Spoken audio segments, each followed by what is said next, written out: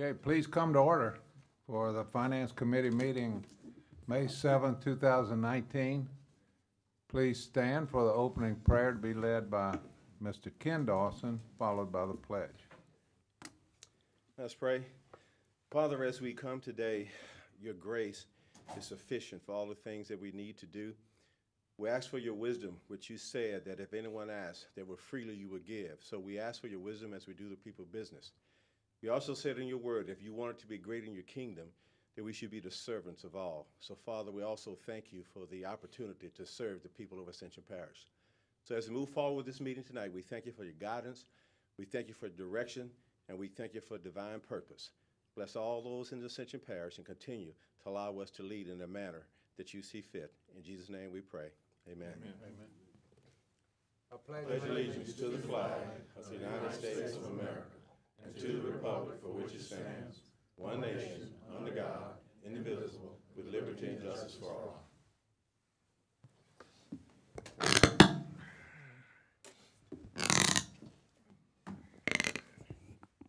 So it looks like we have Councilman Joseph, Councilman Turner, and Councilman Kluot not present tonight.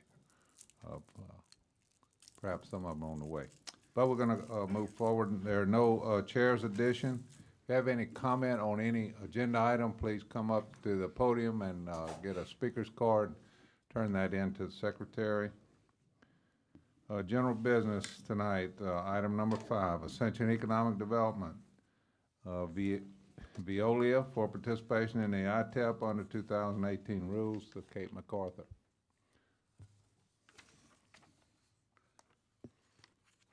Good evening. So tonight we have one project, which is Veolia. It was approved by the Louisiana Board of Commerce and Industry at their April meeting, and it was also recommended by the AEDC Board of Directors under the 2018 rules, which is 80% for 5 years, renewable for an additional 5 years. So the total planned investment is $45,748,453. This would include a new process vessel and supporting equipment that will increase capacity on site by 15% annually. And of that $46 million approximate investment, only $21 million is eligible for the ITEP exemption. So we're looking at in the 30-year life of this project, it'll generate about $715,000 in property taxes for the parish and around $121,000 in sales tax revenue during the construction period. This would be a total of $836,000 in direct taxes, and the ITEP exemption in total for the 10 years would be a $493,000 abatement. Veolia has been operating in Ascension for 50 years. They've had that celebration. They've won the Canadian National Railroad Safe Handling Award in 2017 and 2018, and they've also increased their employment by 50% in the time that they've been here. So when they started as a DuPont company, they had 17, and now they have 33 full-time on site.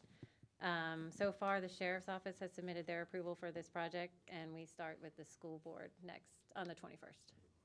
Okay. That motion. Second. We have a motion by Councilman Todd Lambert, second by Councilman John Cagnolati. Do we have some representatives, Kate, from the company here tonight? We do. Perhaps you'd like to introduce them. Mr. James Harmon is here. He is the new plant manager, so he took over the site in December. Welcome. So this is new in his first project. Welcome. So do we have any discussion, any questions, any opposition? Hearing none, that motion is adopted. Now I think we go to Kate again for quarterly report, item number 6. I'll try and make it quick in case you get tired of hearing from me. So Elise is here tonight as well. We've had a very busy 2019. We have a total of 45 projects on our project tracker right now. Obviously, we like to focus on our A-level projects, so if you look at those, they are listed at the top of your project chart. Those are the ones that we have anticipated decision dates within 12 months. So right now, we have 13 of those projects representing $6.7 billion in investment and the potential of 936 new jobs. We have received 16 requests for information so far this year, 8 coming from our state partner, 2 from consultants, and 6 that directly came to our office. Of those 16, 10 have made it to our project list. They're in various industries that are listed. And of those, we've had 5 site visits so far this year. So we had 2 on the East Bank, and then we've had 3 on the West Bank. Through our business retention program that Lisa heads up, we have made 12 visits so far this year, and we have 5 more scheduled in the next few weeks. Those are going well. We've been collecting information as far as operating, so workforce is still very strong amongst all of our visits, and there's just still ongoing, traffic, but they're mitigating it, working around it. Additionally, we're still focused on the Modest site, our Riverplex Mega Park. So of those 5 visits, the 3 that have come to the West Bank are all looking in the Modest area.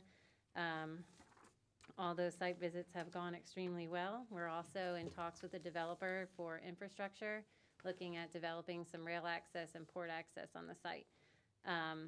We're also still focused on the Opportunity Zone incentive that we've been talking about. The rules came out, so they've been finalized. We had a meeting with a firm out of Washington, D.C. that's very interested in investing in the West Bank for their clients. So we met with the mayor and Lee Melanson on the West Bank and talked about projects that they've had come up over the last few years that could potentially benefit by working with this investor group. And so we're putting together a meeting for all of those investors to see if they're interested in participating. We continue to brief the stakeholders and allies. ITEP, we are still with 3 programs. So we have pre-executive order, executive order, and post-executive order. So those are the 3 categories that the state sends us applications through. It still is our most competitive incentive. I know that it's still being debated right now at the state for potential changes. We don't work within lobbying. That's not something our organization does. So we continue to go with the process that has been working here in Ascension. We think there'll be 3 more projects coming from the June 26th C&I board meeting. So as a heads up, we're anticipating Roll, Kingsman, and Squirrel will probably be approaching the C&I board for approval and then coming down to the local level afterwards. Small business and entrepreneurship, this is typically our Small Business Power Week right now, but we have moved the date to a later date because we found that this week doesn't work the best for our partner communities. We are attending Small Business Developers Conference for the next 2 days, and the Mbecca Incubator continues to operate. There are still tenants in both locations. And then certified sites, we're looking at running through our site options again and looking at potential small and large sites for the program. The one on Ashland Road was removed from consideration last week by LED, so we don't have any pending at the moment. Are there any questions for Lisa or I? Any questions? Mr. Sadler. Yes, thank you, Mr. Chairman. Thanks for the excellent report. It seems like the state of the union, or in this case, the economic development of Ascension Parish remains robust, so that's good. When you say the 5 visits that were hosted, I see them on the East Bank, and you say 3 others listed below. Is that Banjo, Roll, and Lightning? Yes. Okay, thank you. Well, I had a couple of questions, Kate. If you, this came up, I think it was last week, but do you remember, do we have any Opportunity Zone approved on the East Bank? No. None, okay.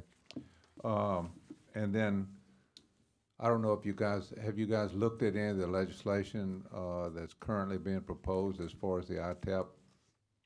So we've seen it, but we don't take an active role. So we submitted the local process guidelines, if you remember those from August of 2018. We worked with the assessor's office because the rules had asked us in our best attempt to put together a local guideline. So we had discussed a document with them. They felt it was okay. We had a meeting with just a few stakeholders, and everyone agreed that these public meetings were the best process for ITEP approvals, so that there was a period of public comment. And then there was also interaction with company representatives. So that's what we adopted as a local guideline, and so that's what I shared with our state representatives today as they consider the bills that they're looking at right now. Okay. Mr. Cagnolati. Yeah, thank you, Kate. Good report. I'm hearing there are two bills being proposed in this legislative session. One's from Bodie White, and I don't know who the other one, but I don't think they've been to the committee hearings yet, have they? I think they start tomorrow. Tomorrow. Okay. Kenny, Mr. Matassa. Kate, the small business incubator, what's the news on it? Well, how many businesses they have or whatever? So the last time we talked, they had 2. I think they've been having some location challenges, so they're evaluating where their best visibility would be, and we've been meeting with Barker at the Chamber and Lee at Embecca to discuss if we can help them find a new home that's more visible. But I know, so we're working on it, but we haven't made enough progress to move anywhere. Please give me a little timeline on it when y'all Will get do. it. Thank you. Okay, no further questions. Thank you very much, All right, Lisa. thanks. Thank you. All right, item number 7, status update on ERP Munis software project. Brandon O'Day. Good evening, Finance Committee, Chairman Dawson. This evening, I'm just going to give you a quick update as to where we are with our ERP project. I've got a couple slides here to go over with you.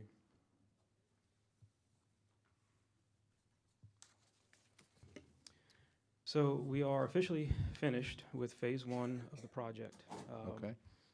Just to kind of give you a refresher, phase 1 consisted of the modules that you see listed here: our general ledger, accounts payable, receivables, budgeting, requisition, POs, contracts, grant and project accounting, workflow approvals, fixed assets, general billing, and vendor management. This was our timeline. We started in November of 2017, and we went live October of 2018. That was our original schedule, and we were able to stick to it. So far, we have created 3,001 requisitions in the new system since October. And that's just a little screenshot of the most recent ones in the system. This is the administrative dashboard for expenditure controls. Kind of gives you, our managers just kind of a quick snapshot about what's going on with requisitions, contracts, POs, invoices, et cetera. And then underneath it, you can click on it, and it'll show you the list of the most recent. Well, in this case, it's sorted by the very first PO that was created in the system. So is this live right now? Yes. Okay. Well, these are just static screenshots. This isn't a live picture of it, but I took these today. So, Okay. yeah. This is just an example from the Accounts Central screen. This is showing all of the office supplies for the various departments and what their current balances are and percent used and whatnot. This is a report that our purchasing office, this is something that they used to have to do outside of their purchasing system. It was something that my office assisted Ms. Joan with in creating a spreadsheet that would tally up the amount of money spent per commodity code. And this is a feature that this system can do without having to do any type of external spreadsheets and whatnot. But that's basically showing you, that screenshot is a report of commodity codes in the system and the amount of money that was spent, or the dollar amount of those items that were purchased for the month of May. And I wanted to extend to you guys too, if you want to dive deeper into this, you guys are welcome to come by my office and I can give you a full demonstration. I can go all the way from creating the requisition all the way to showing you whenever the check was paid. So you're welcome to come by and see that. So now to the fun part. This is, I've been a part of a few different software implementations in my career, and this was by far the most challenging. I've kind of highlighted some of the main issues that we had. Like I said, we were able to stick to our timeline, and we were successful in launching, and we're currently using it today. But just wanted to kind of give you a heads up about the ongoing issues that we're still having today. a number of these we knew we were going to have, and you have this with any software implementation, and that's the retraining of users who don't use it on a day-to-day basis, and maybe they just use it once a month to create a requisition, and you kind of, if you don't use it every day, you forget. So that retraining of users is something that my staff is doing a lot of. Bugs in the software, you have that with any software. Unfortunately, we've found quite a few. We've been working with Tyler Support, identifying these bugs. They then release a patch, which sometimes might take a month or two to come down the pipe before it actually gets installed. And that was my next item, slow to patch and update. The knowledge and experience of the implementation consultants. Our implementation consultant that we had for this project, she was fairly new. She had only done 1 or 2 previous projects before us. So we struggled along. She was kind of learning the system along with us. So that was a challenge. But then we just recently had another implementation consultant come in and help us with closing out the year, and he was fantastic. And he actually answered a number of the outstanding questions that we still had from our first implementation consultant.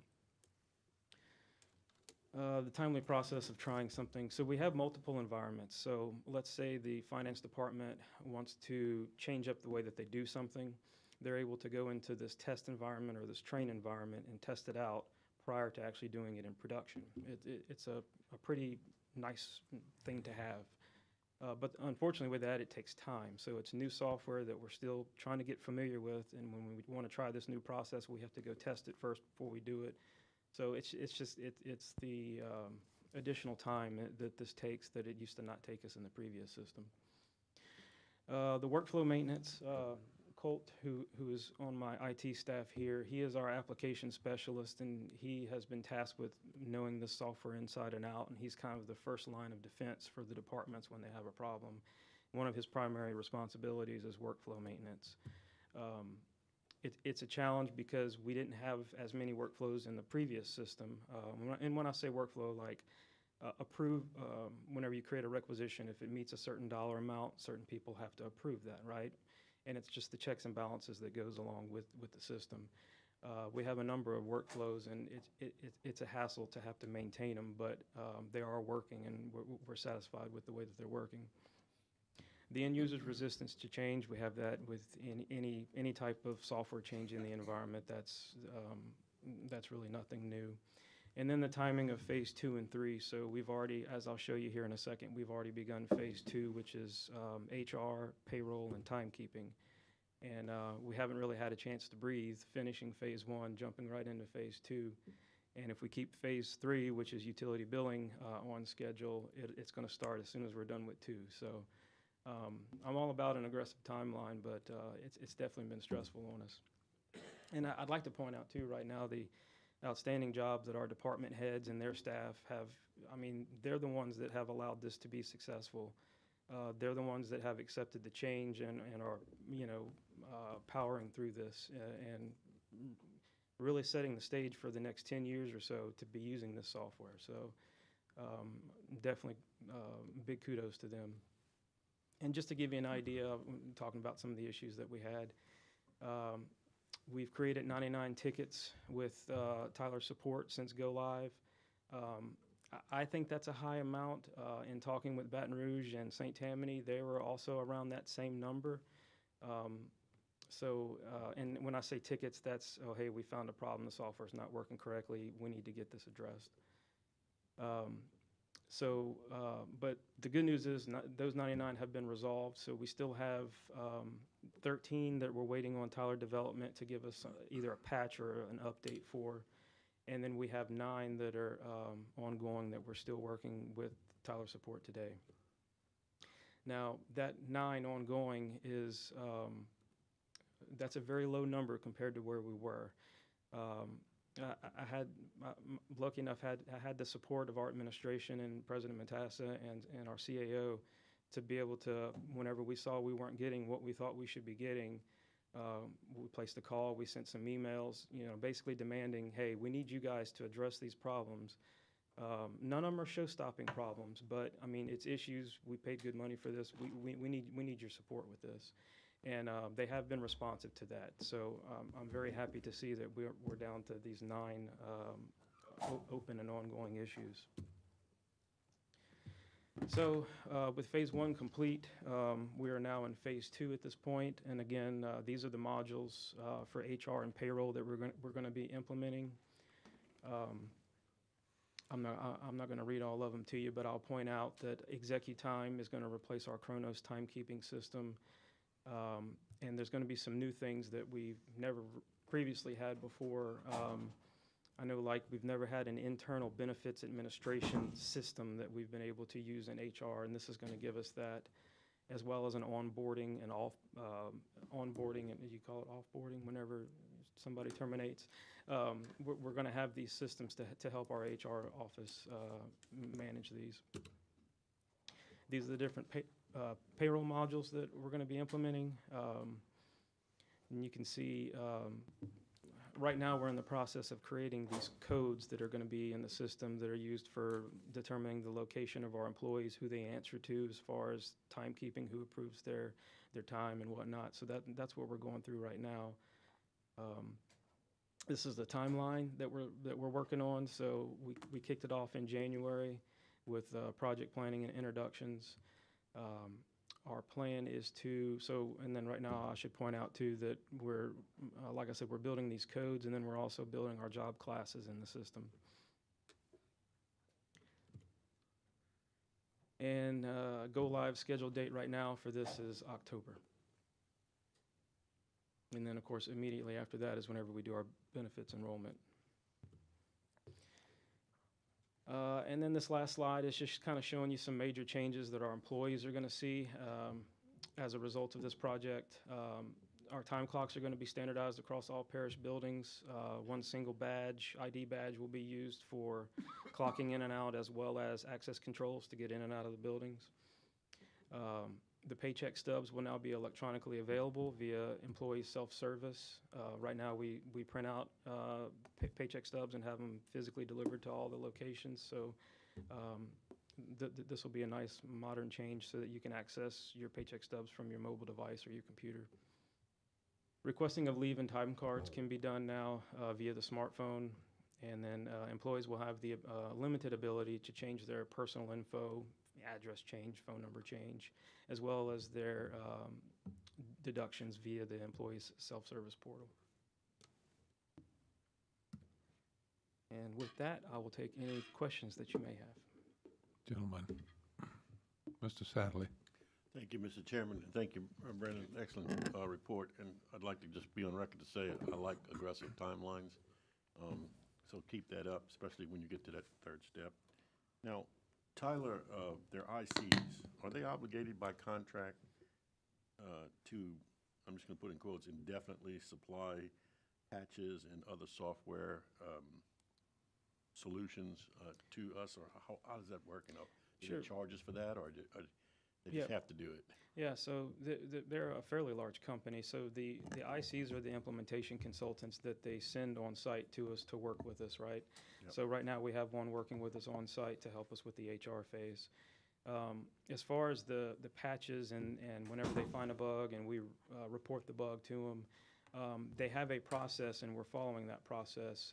It's just, there's nothing in the contract that says they have to provide a patch within a certain amount of time. It simply says, Right. it gives you the process that you go through. You identify. They are obligated to help. Yes, they are, absolutely. And I think you said you have a decent IC now and maybe a little bit of a hiccup with the first one.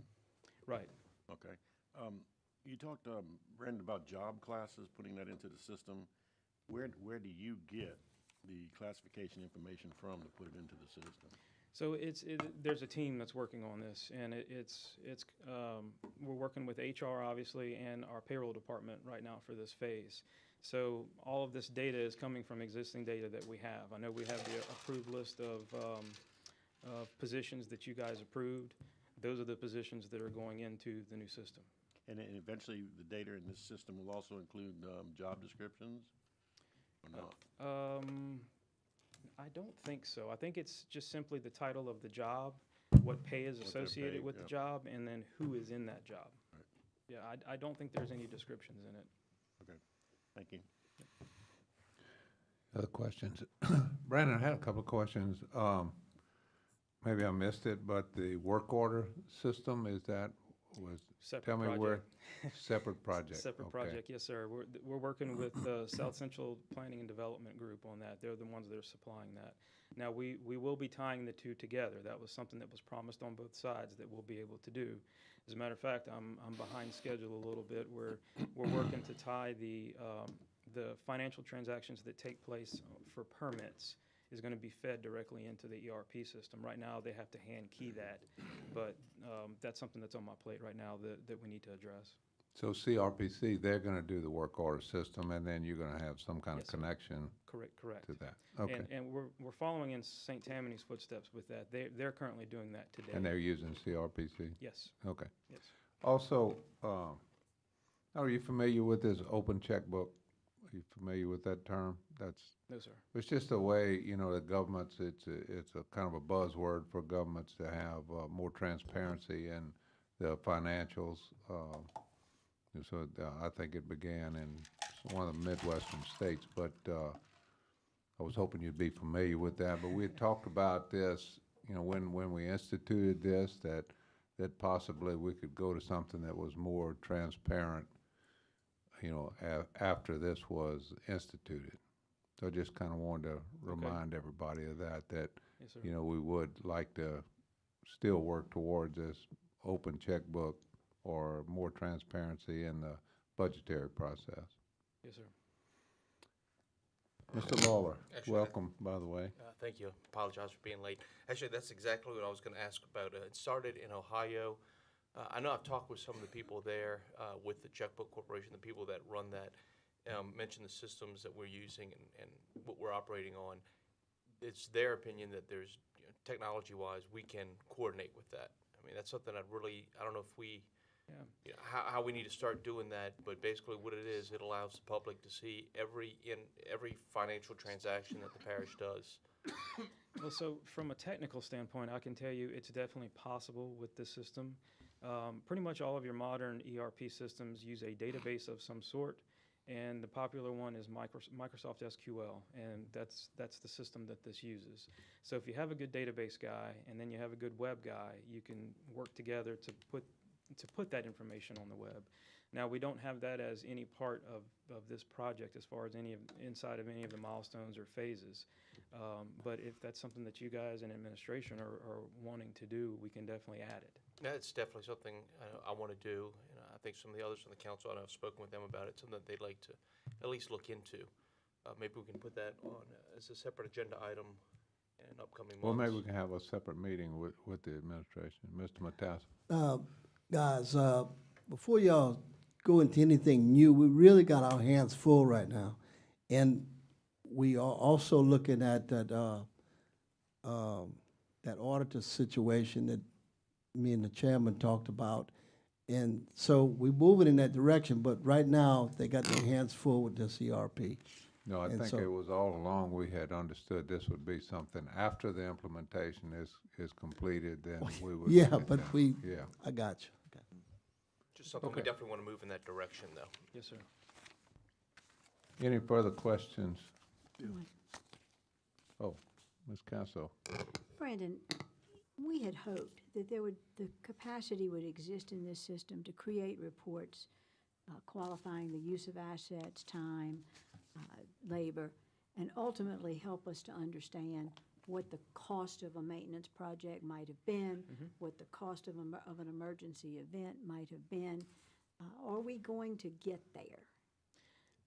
I think we can get there. It's all about getting correct data into the system, right? So you've got to have a plan as far on the departmental side. Okay, hey, your job is going to be to enter this data for this particular project, and you enter it this way, and then you have somebody that kind of QC and their quality control to make sure that it's being entered correctly. So I know during a state of emergency, Rick's office does a really good job with that. And with this financial software, we haven't really touched on the type of reporting that the system can do, right? So my office has dived into reporting some, and so has finance as well. And then Brian in our office is our database administrator, and he can create custom reports from the system. So To be honest with you, our head's been in the sand with this project, and we haven't really had time to dive into reporting. But it does have some good built-in reports, and then we can create custom reports on top of that. Thank you. Yes. Thank you. Okay, anybody else? Well, thank you, Brandon, great job. Yes, sir. Chairman, Ken. Oh, I'm sorry. Mr. Dawson. Thank you, Mr. Dawson. I just want to say that Brandon team has done an excellent job of trying to take on this monumental task. And as you all know, and I know, Mr. Chairman, you know, implementing something like that takes quite a bit of effort. I also want to thank Gwen and her group, because she and I was on a couple of conference calls kind of scolding Tyler a little bit about their implementation. Parish President Matassa was right there supporting it. I want to thank Joan, because her group in purchasing has done an excellent job. And keep in mind, they're doing all this while they're still doing the day-to-day activities. Yes. Okay, when there is a computer problem or something is down, they still got to handle all these other things that they were busy with while still implementing this.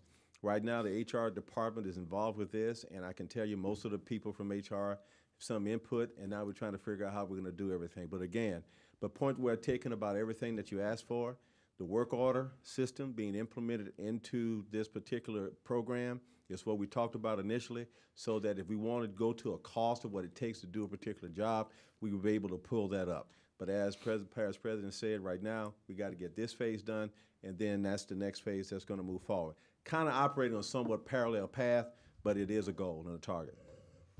Thank you. And again, thank you again, Brandon. And I think most everybody up here realizes what a yeoman's job you're doing on this. So, Well, and your team. Yeah, I won't leave them all it's out. definitely the team effort. There's no way I could do this on my own. Right. And we know finance with Gwen and Dawn and Yep. everybody there closely involved in that themselves. Thank you. Absolutely, yes. Okay. Item number 8, work orders and building permit report. Mr. Abear.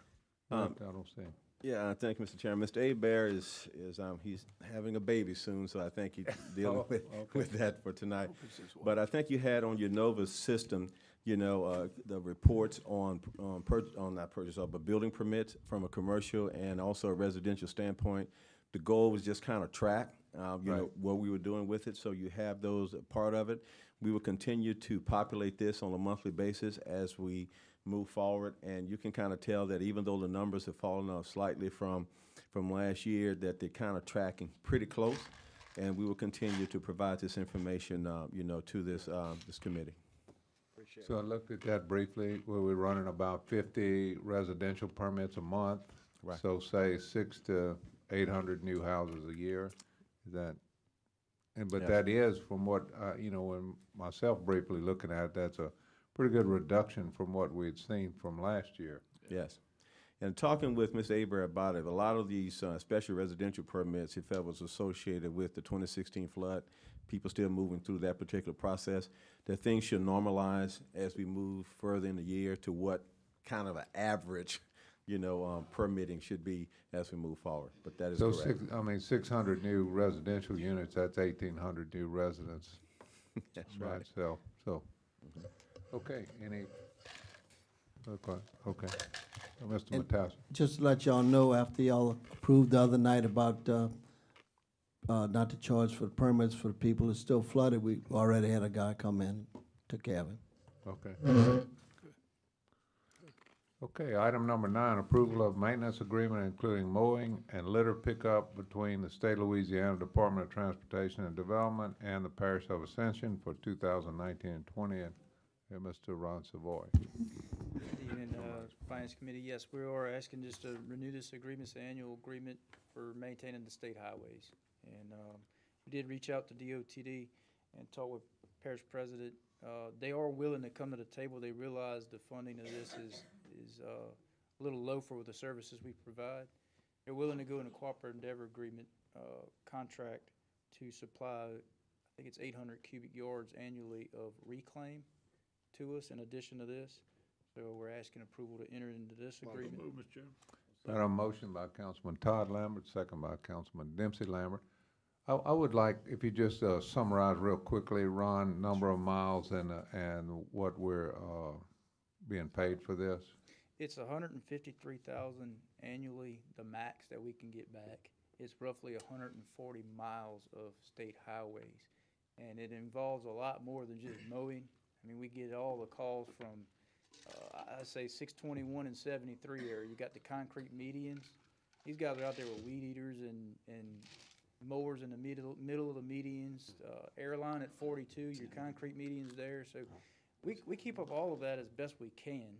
And, you know, it's a lot of work. And the litter on it is tremendous. But I feel like for what we have, a few programs have been implemented. We try to do the best we can with what we have. And it's definitely a demanded service from the public on the safety factors of everything. Yeah, Mr. Joseph. Yeah, Ron, you know I don't like this contract.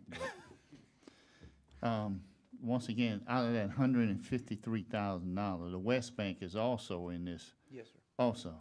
And so just imagine how much money we get out of that $153,000. I think we did it one year. I think it was about $20,000 or less.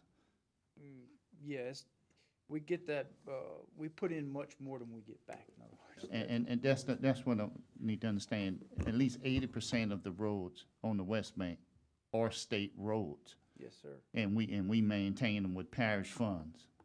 So I just want to make sure the West Bank understand that.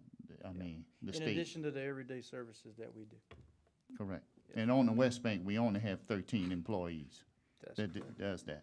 So just in mind, when we're looking at cutting grass and we're not getting there on a weekly basis, it's about a month and a half, about a month cycle on state roads when we mow. That's right. Okay. So, Yes, sir. thank you. Councilman Satterley. Thank you, Mr. Chairman, and thank you, Ron.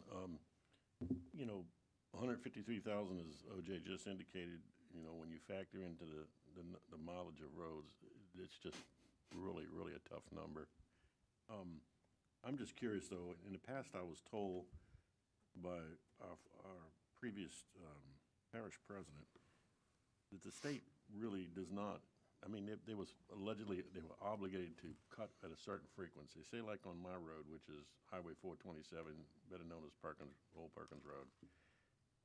And I always get calls from my neighbors because they say, well, you're a councilman and you're the end house on the road. You know, get them to cut the grass. I don't think I've ever called you on that. And I risk people who might be watching home hearing me say that tonight because I've been told by the former parish president, I don't know, maybe Mr. Matas and I have discussed it too, but memory doesn't serve me there. But I was told maybe like 5 or 6 times. I mean, so when you add the mileage and the amount of money, but you don't even consider the frequency at which the grass grows, which doesn't grow year round, but you know, it's back in. Let me make a play for the sewer. If everybody's listening out there, when you all cut this, those clippings go largely into the ditches. That creates a drainage problem when you think about it, and the fact that we're putting. I want to say this again. Our sewer. From our modads and our septic tanks and so forth into our ditches, you have human fertilizer going down the middle of the ditch, and so it's growing even at a greater rate. And so until that problem is solved as well or addressed adequately, this is one heck of a nightmare. I just wanted everybody, you want to comment on frequency or anything like that? I mean, Well, the agreement says 4 rotations a year, and people cut their lawns once a week. Right. So, yeah, it's definitely, And I that's- think we do and- more than 4 times a and year. that's as far as y'all can reach into the ditch. Going back to my own example, more times than not, y'all reach far enough. Sometimes you don't. I can't get close enough with my lawn tractor. And everybody's doing this, not just me. I'm just using myself as the example. Everybody's maintaining state or even parish ditches. In my case, parish ditch in front of my house, state ditch on the side of my house because I'm the in-house on a state highway and a parish road. Again, back to the sewer, we would all, as homeowners, like to cut less frequently ourselves and not bog our tractors down as much and so forth and so on. And Mr. Chairman, I just had to say that. Thank you all for listening. Mr. Joseph. I just want to make sure the public understand. This is only for mowing and litter, That's it, not drainage. The state No, sir. maintain their own drainage road, ditches. for the most part, yes, sir. I just want to make There sure. may be a unique scenario here or there for a drainage outfall scenario or something of that nature, but we have to go through the state for approval to do any of that type of thing. You got something, Dip? Yeah, just real quick. Councilman Lambert. And I thank you, Mr. Chairman. I guess the main thing out of this, we are coming back to the table.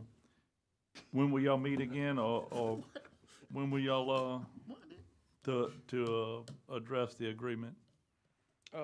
Next month is when we get this back enacted, but they did come in addition to the agreement with the willingness to provide 800 yards annually of reclaim to the parish.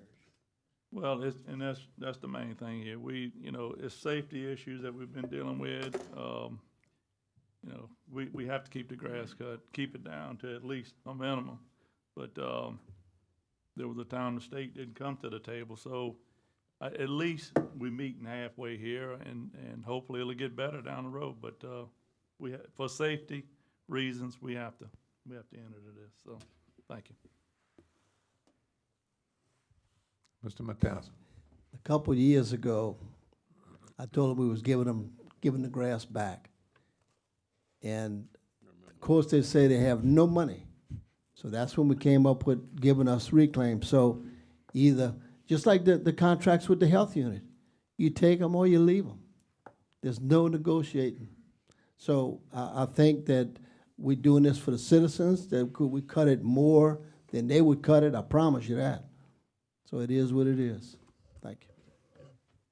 Mr. Satterley. And Mr. President, an excellent point. Please tell everybody that's listening at home, what would happen if we were to tell them we leave it? Would it be better or worse? It'd be a lot worse. I was hoping you'd say a heck of a lot worse. Yes, sir. And you had a good point on the sewer, because sewer is fertilizer. If you get it out the ditch, the grass in the ditches won't grow as much. Thank you. Okay, any further questions, comments? I have a motion and a second. Is there any opposition? Hearing none, that motion's adopted. Thank you, Ron. Okay, item number 10, change order number 2 to master contract for public works construction between HCM Buildings and Ascension Parish Government for the Hillryville Park improvements with an increase of $2,700 and an additional 22 days for substantial completion. Dean Thomason. Thank you. We had a design change out there to swap out one of the toilets for a urinal, which cost some plumbing rerouting, plus the additional cost of the fixture. And then the additional days, part of that's part of that, and the rest of it is to give some rain days. Motion. Days they Got a lost motion work. by Councilman Todd Lambert, second by Councilman Satterley. Further discussion? I have one question, Dean. In looking at that, it looked like the original contract that had been reduced by about $70,000. Is that correct? Yes. So we're still about $70,000 below the original contract. Is that correct? Yes, sir. We did a change order out there to offset some of the costs, do some of our state contracts in order to save the parish some money on supplying some materials that we could do, plus some of the work that we could do as far as like the culvert installations for the driveways and providing the limestone for the parking lot. Okay, great. I have a motion and a second. Any further questions, discussion, any opposition? Hearing none, motion's adopted. Thank you, Dean. Thank y'all. Item number 11, amendment number 3 to professional services contract between BFI Waste Services, LLC, doing business as Republic Services of Baton Rouge, and Parish of Ascension to extend the contract term through May 31st, 2019, with an additional amount of $49,000. Mr. Dawson. Yes, thank you, Mr. Chairman. The selection committee for this particular service was just held last Thursday, which was past the date of having items submitted for this particular committee. We're asking an extension for the purpose to continue this service.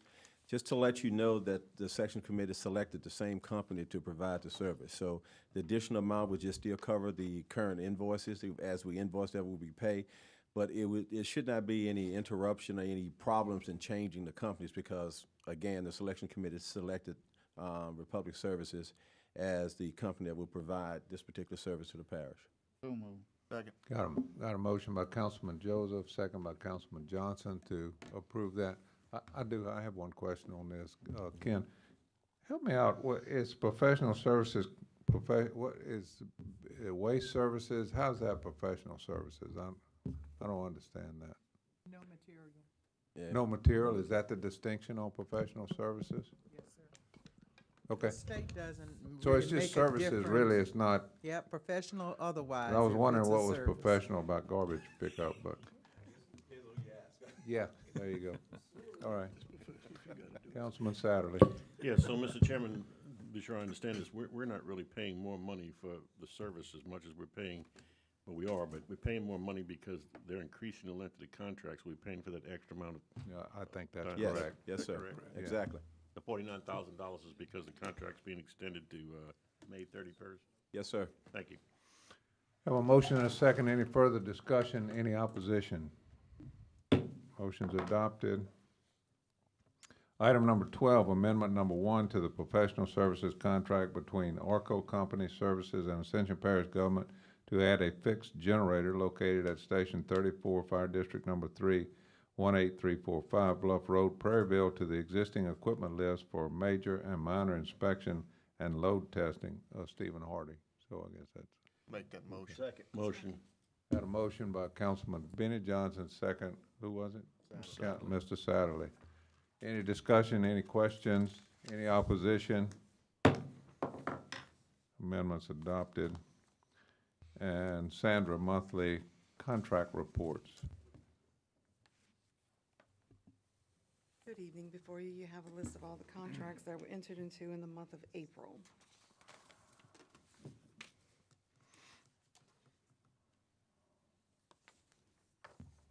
Do you have any questions?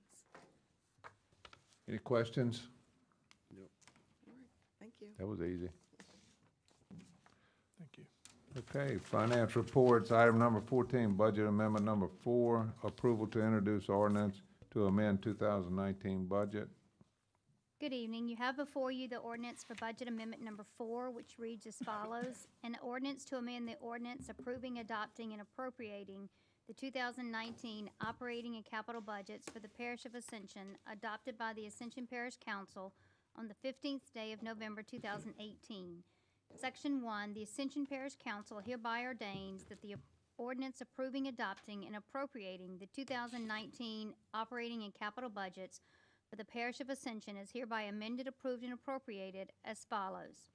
Operating budget, Fire District Number 2, expenditures and other financing uses, transfer out to the Fire District Number 2 Construction Fund, $157,000.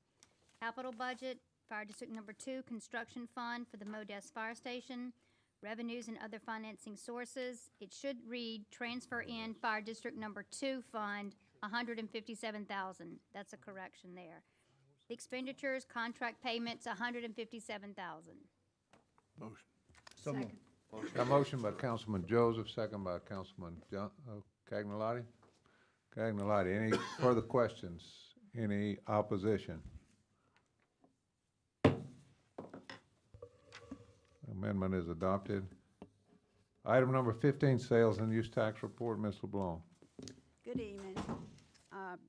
I'd like to kind of reverse back to the ERP system for just a moment. Okay.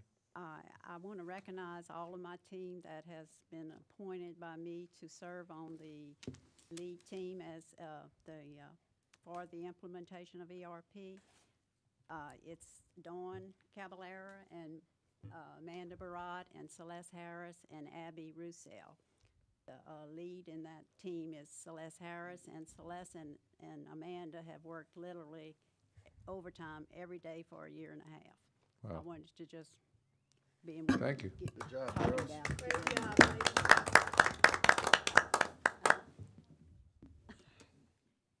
So anyway, back to the sales and use tax report.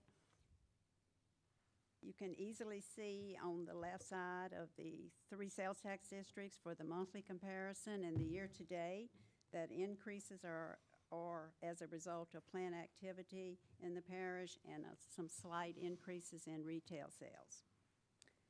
On the right-hand side, the budget comparison at 25% of the year, all 3 of our sales tax districts are above the budget. and that is depicted like on the charts that you're familiar with now, just showing the 1% on the pie chart, just to give you an idea of what sector your sales taxes are being collected in.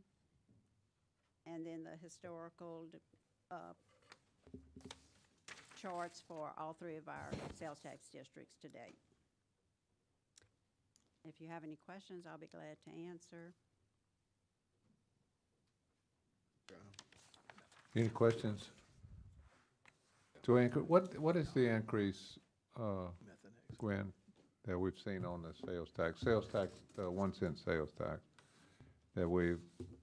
What is the? How much are we? I didn't. So we're at 31% and should be at 25, so about 6% over. Is that right? Yes, yeah. 6.6. 7.74 for the East Ascension drainage. Okay. Okay, thank you, Gwen. Doesn't look like any 6% more on the other questions. two. Okay. Thank you. Item number 16, revenue and expenditure report. Amanda?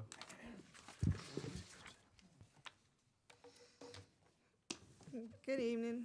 Before you are the financial reports for the month of March 2019. The format of the reports have changed a little bit.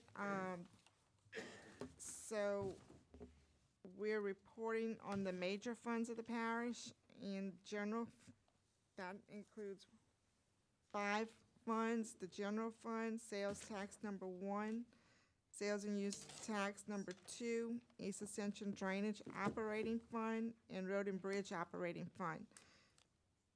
Going back to the general, the report also shows you the operating surplus and deficit, and it compares the year-to-date 2018 actual to the year-to-date actual for 2019. Currently, your general fund is at 30% for revenues and 20% for expenditures. Sales tax number 1, revenues are at 22% and expenditures are at 14%, and transfers out is at 15%. On page 2, sales tax number 2, your revenues are at 22%, your expenditures are at 14%, and your transfers out are at 22%. On East Ascension Drainage Operating Fund, your revenues are at 24%, expenditures are at 17%. Your Road and Bridge Operating Fund, revenues are at 21%, expenditures are at 14%. The next 2 pages are your enterprise funds. That consists of Lamar-Dixon, Parish Utilities, ACUD number 2, and ACUD number 1. For Lamar-Dixon, your revenues are at 12%, expenditures are at 18%.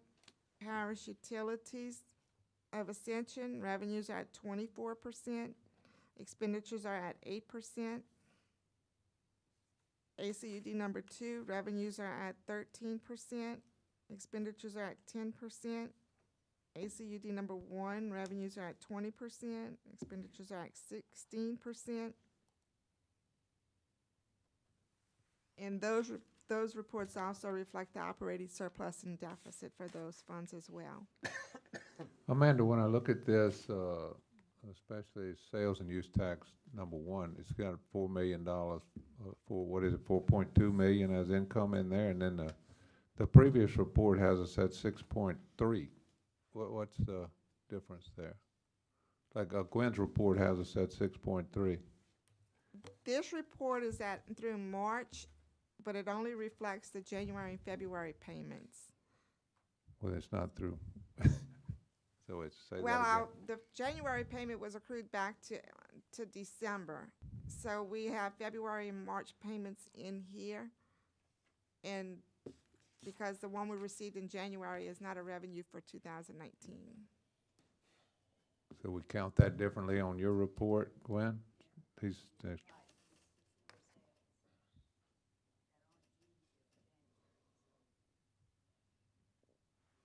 So are the rest of these numbers just 2 months worth of numbers?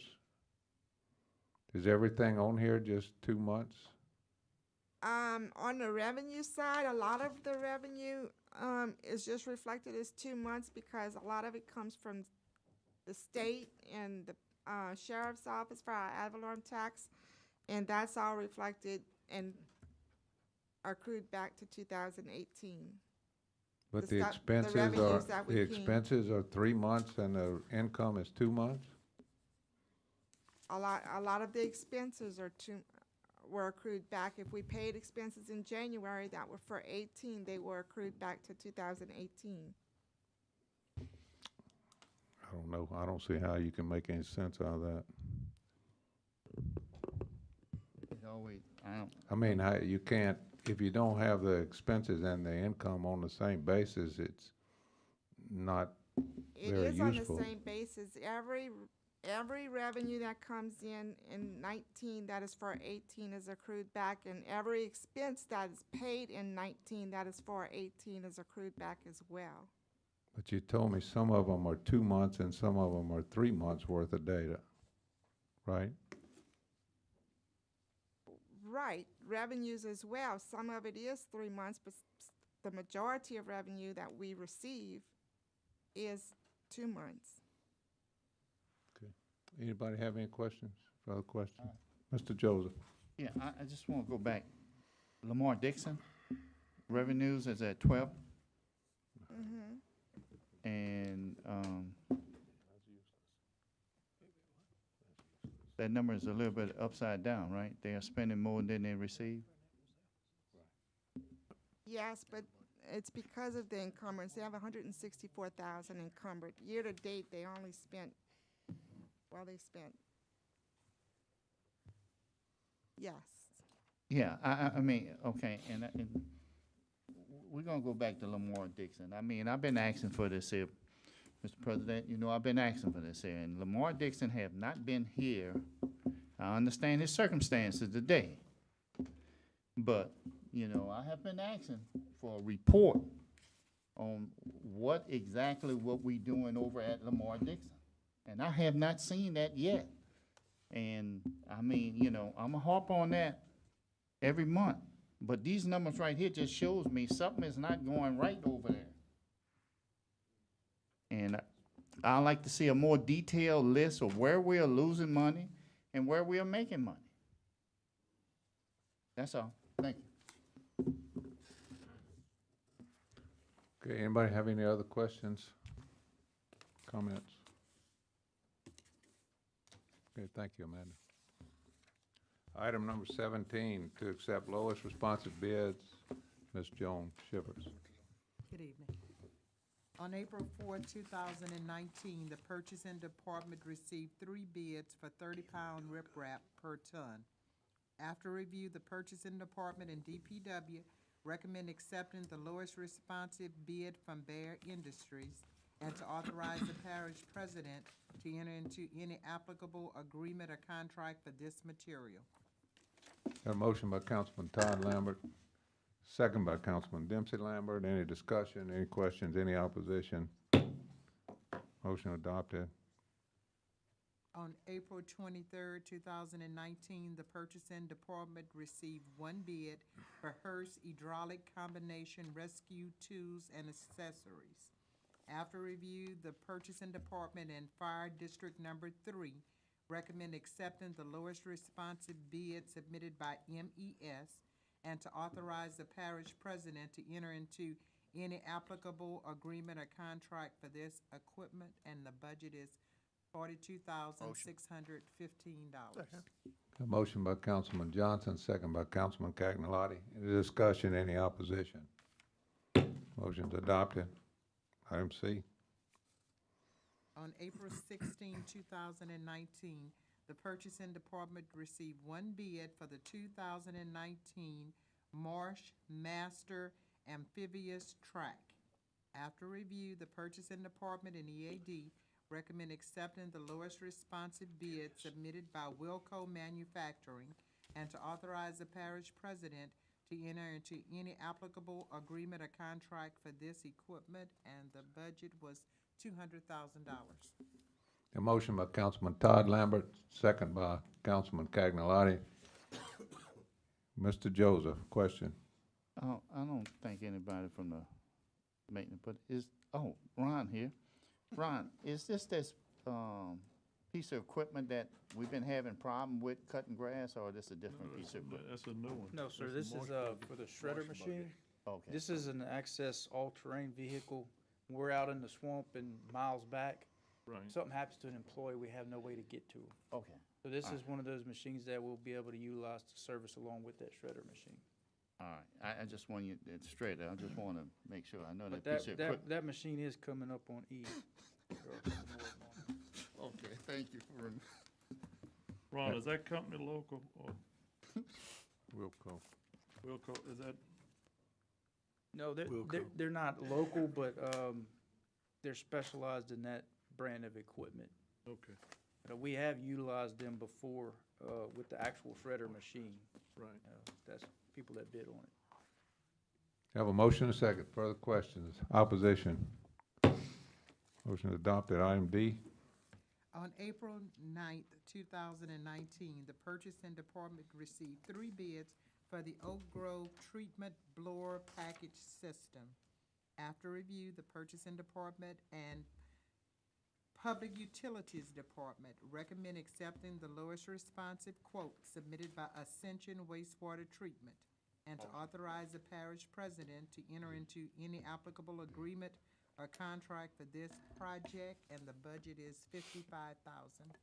A motion by Councilman Johnson, second by Councilman Todd Lambert. Discussion, questions, opposition? Motion's adopted. Item E. On April 24, 2019, the purchasing department received 2 bids for the 2019 Moore Max 30-foot boom mower with a number 4 engine. After review, the purchasing department and DPW recommend accepting the lowest responsive bid submitted by Covington Sales and Service, and to authorize the parish president to enter into any applicable agreement or contract for this equipment, and the budget is $540,000. So move, Mr. Chairman. A motion by Councilman Dempsey Lambert, second by Councilman Joseph. Got a question, Councilman Joseph? Ron, please come up. Yes, sir. All right, Ron. I mean, I have one of those on the West Bank, and it's, I know the guy who drives that thing. He's one of the most careful guy that they got. But this thing has been broke like 3 or 4 times. If this manufacturer solved their problem, I mean. Well, I think they have been out very responsive, and that was the demo brand machine or model machine that the West Bank had, and we had one on the East Bank. These are the newer, updated model machines we've got with the vegetation group. What we're seeing is we also have maintenance problems with our tractors. I got 5 of them down right now, they're brand new. So this machine is modeled for mowing. It's built for the application of what we do. A tractor is not. It is a agricultural equipment with a mower attachment put on it. So you don't buy a unit together. You buy the mower here and the tractor there, and they put them together. And we're seeing over time that the current ones have not been holding up, and so we're trying something new to be innovative about it. But we feel like this would be an investment. I think this would be 4 of those units in the whole parish.